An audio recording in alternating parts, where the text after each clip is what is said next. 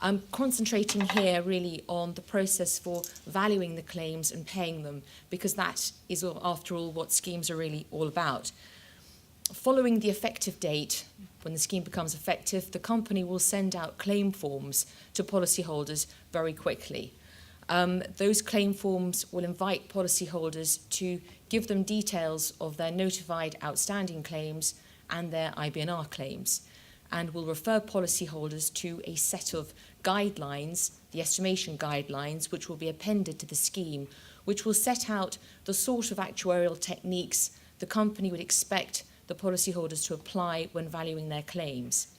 There'll also be, well, there usually is anyway, it does vary from scheme to scheme, but there should be a set of supporting information requirements as well. And again, they will set out the sort of documentary evidence the company would expect the policyholder to provide when evidencing their claims. Now, neither of these requirements are intended to be prescriptive, and provided a policyholder can come up with some other form of technique that is robust and reasonable, then the company should consider those equally.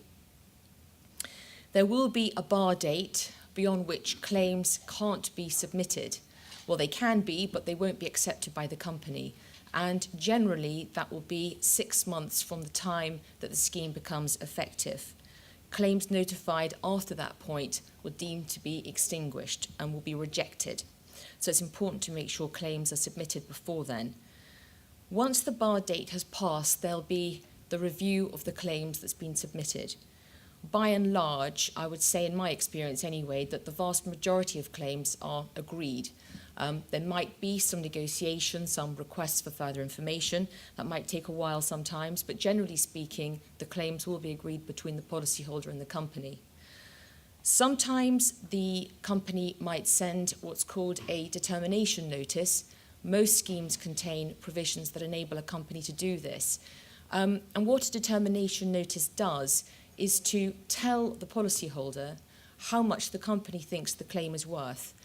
They're not used all the time, but they're sometimes used if the proceedings are perhaps going rather slowly, the policyholder is not providing adequate documentary evidence. There could be a variety of reasons. But once a determination notice has been received by the policyholder, they have sometimes between 3 or 4 weeks either to agree that it seems to be a reasonable estimate of their claim or to object. If they object to the value, then the claim is automatically referred to the independent expert, and he will consider the claim under the dispute resolution provisions, which I will talk about in a minute. If they agree, then that claim will become binding between the company and the policyholder. If they don't do anything within the time frame, then that amount becomes binding. So it's very important, if a determination notice is received, to act upon it. If claims can't be agreed, then they will be referred to the independent expert, and the procedure for dealing with the claims will be set out in the scheme. It's designed to be as transparent as possible. The independent expert will ask for information from both parties. Each party's submission should be submitted to the other so they can see what's being said.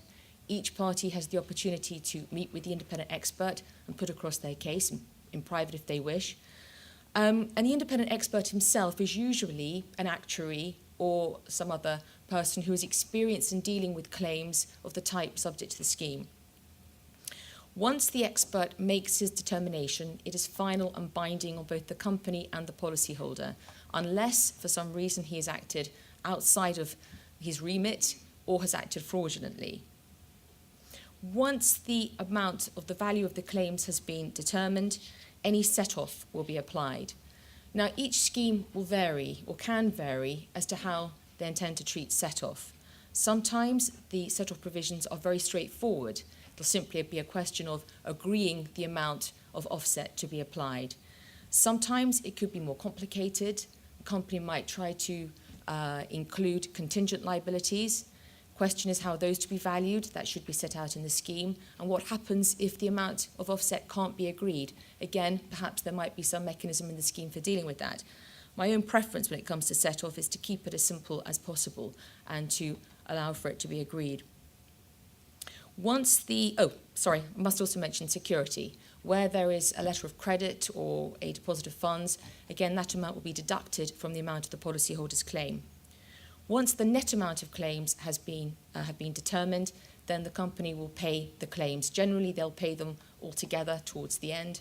But each scheme will usually contain early payment provisions. Something to bear in mind when you're negotiating with a company. If you want to get paid earlier, then it's perfectly possible for that to happen, provided the company is satisfied that it will have enough funds in its coffers at the end of the day to pay out everybody in full. Proportional payment. Sometimes proportional payment provisions are included. If a company is concerned with cash flow, it might include provisions like that, enabling perhaps 60% to be paid initially with a balance later. It's very unusual, but it does sometimes happen. The scheme will generally terminate once all the claims have been paid. Most schemes will contain provisions that will enable the scheme to come to an end earlier and for the company to revert to run-off in certain situations. Following the case of British BAIC, companies proposing schemes now have to stipulate very carefully the circumstances in which they can cause the scheme to come to an end. They have to be circumstances that benefit both the company and the policyholder, and a good example would be solvency issues or perhaps cash flow problems. But either way, it has to benefit both parties and not simply be a question of the company deciding that it doesn't like the volume of claims that have been submitted and therefore it wants to revert to run-off.